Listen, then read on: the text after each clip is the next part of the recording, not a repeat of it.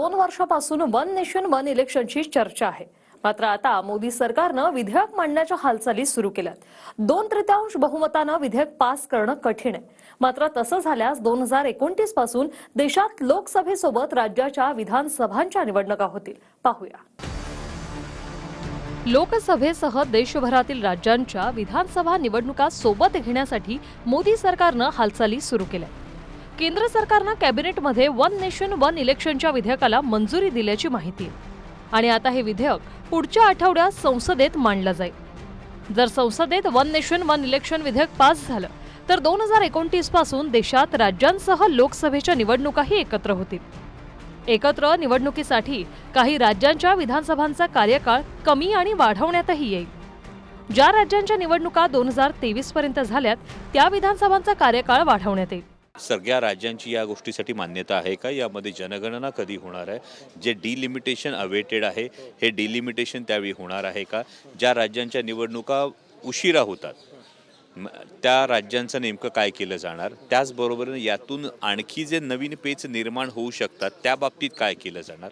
एखादं राज्य सरकार जर कुठल्या तरी कारणामुळे बरखास्त झालं किंवा तिथे सत्ता बदल झाला तर त्यावेळी वन नेशन वन इलेक्शनची गोष्ट काय होणार? कारण वन नेशन वन इलेक्शन हे जवळपास माझ्या माहितीप्रमाणे अनेक वर्ष स्वातंत्र्यापासून हे वन नेशन वन इलेक्शनच होतं, परंतु आता हे पुन्हा करत असताना यामधल्या निटिग्रिटीज काय आहेत ते समजून घेणं गरजेचं आहे। वन नेशन वन इलेक्शन इसको लेकर पूरे देश में एक जो उत्साह की लहर है, क्योंकि हर 6 महीने में 3 महीने में इलेक्शंस होना, इतना ज़्यादा खर्चा सरकार का होता है। हर साल जो है वोट देने वालों की जो है परसेंटेज कभी कभी किसी राज्य में आपने देखा कि डिप कर रही है।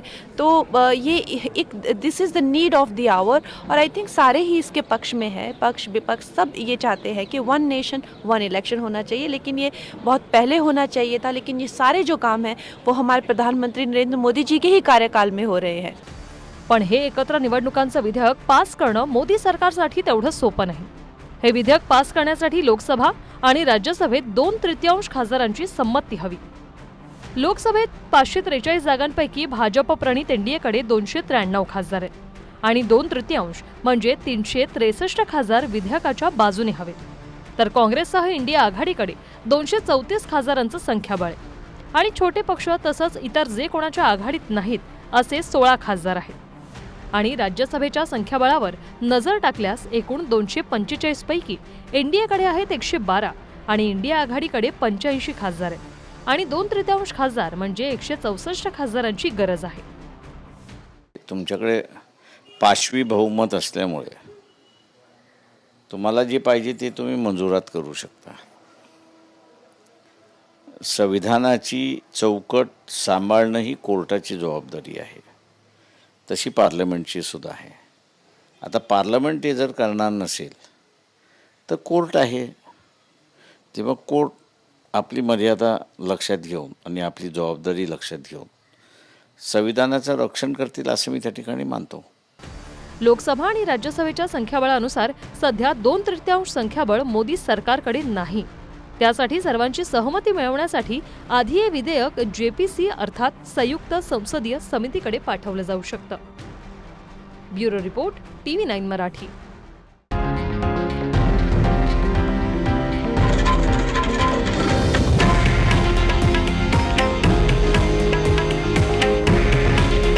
हे आहे देशातील नंबर 1 न्यूज नेटवर्क आणि आपण पाहत आहात TV9 मराठी। काळजी तुमची, हित महाराष्ट्राचं।